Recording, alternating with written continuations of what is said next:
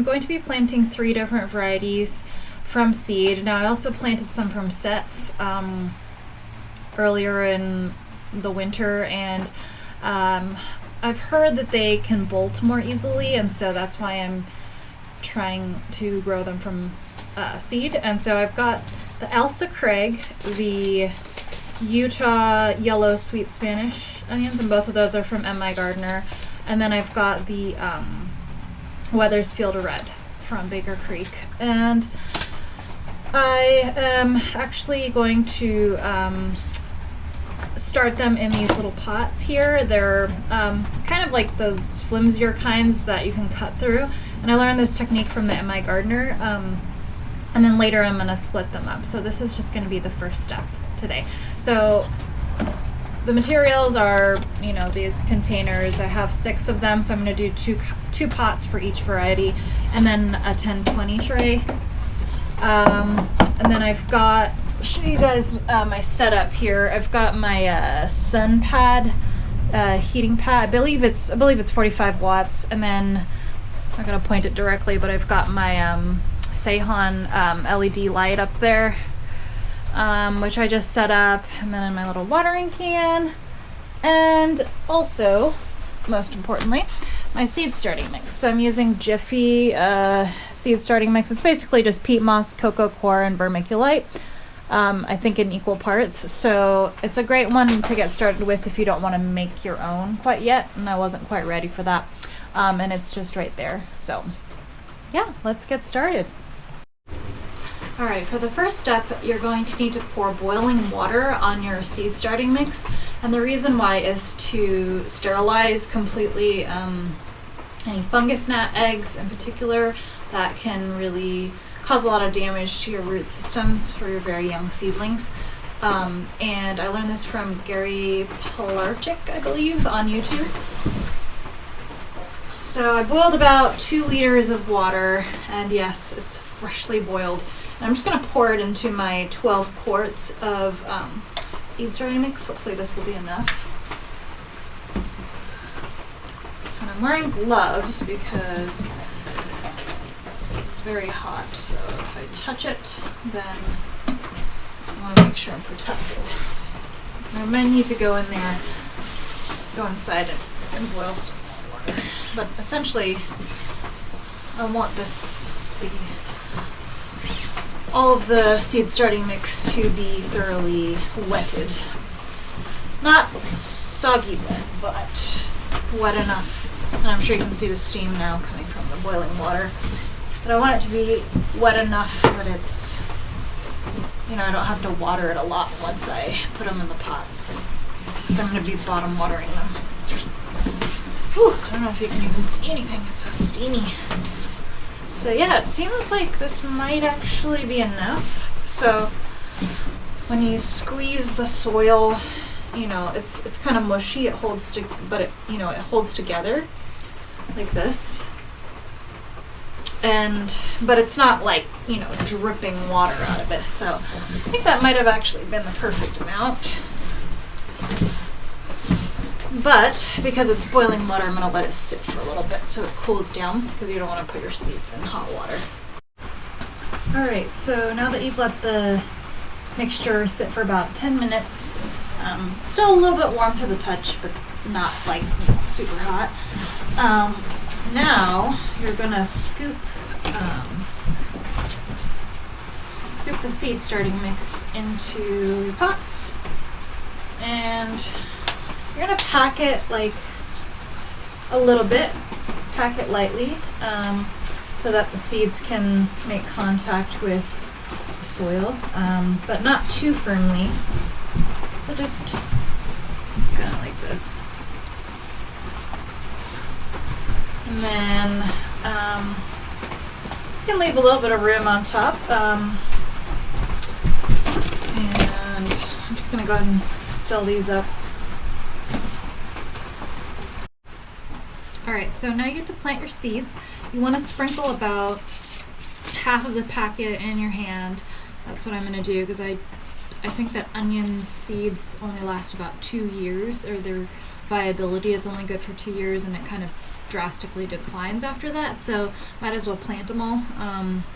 And they won't all germinate, and they all won't be selected by me. So just go ahead and sprinkle them lightly into the soil. They don't have to go in this particular spacing or anything.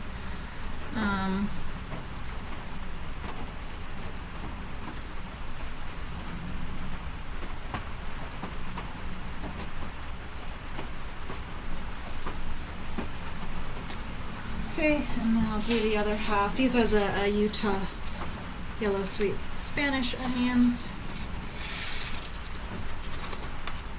I guess you could just pour them right into the pot, but I like to just kind of like sprinkle them a little bit.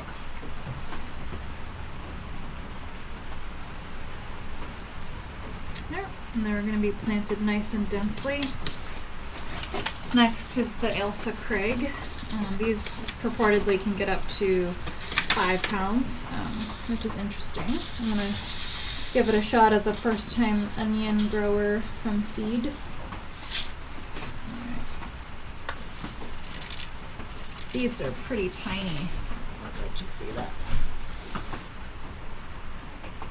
Yeah, they're pretty small. I don't know if you can see. So, it seems like the Ailsa Craig seeds are a little bit bigger as well, which is interesting. Okay.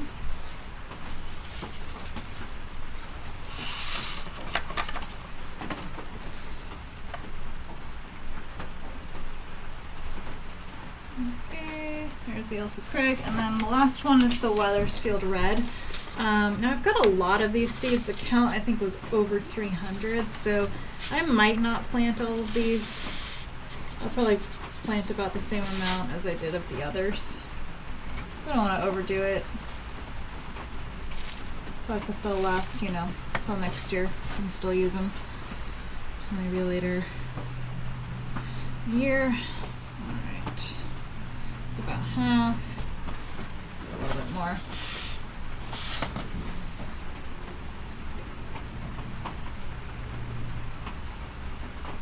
Okay. And now, I'm just going to sprinkle just a little bit of seed starting mix on the top. Just a little sprinkle is enough.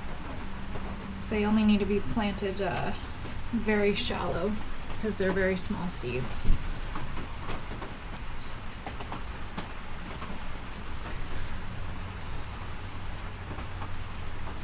Okay.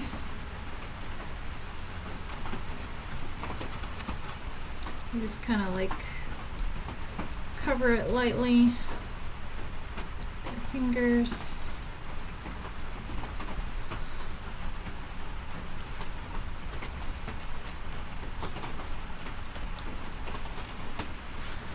Do a little bit more here.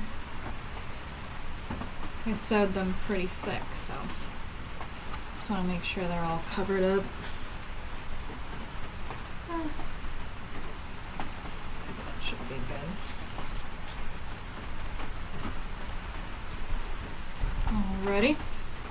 And then you always want to bottom water, meaning watering from the bottom. And so I've got this watering can here, and I'm just going to pour, it's going to be rainwater that I harvested from outside. I feel like that's the best for the plants. So I'm just going to water the bottom of this 1020 tray, and it doesn't have a hole in it, so what will happen is that the plants or the seedlings will suck up water from the bottom. That'll encourage their root development as well. And it also won't displace the seeds as easily, so that's better for just overall development of seedlings.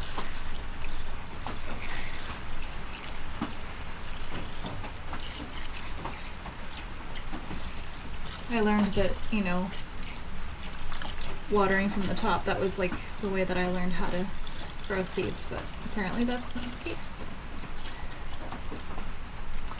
Just kind of want to fill it up to at least so that the bottom where the holes are touching the water. So that's my watering can. All right, so I just want to give you a little close-up. There's my Utah sweet yellow Spanish onions, and then I've got my Ailsa Craigs and the Wethersfield Red. And I'm letting them sit on the heat mat, and the grow light and the heat mat together are timed with a mechanical timer. It's hard to see it, but essentially that's my setup. And I've got it on 18-hour time intervals for now. I'm going to decrease it as the seedlings get bigger because they don't need as much light later, but right now they need warmth and light, and so we'll check in a couple weeks.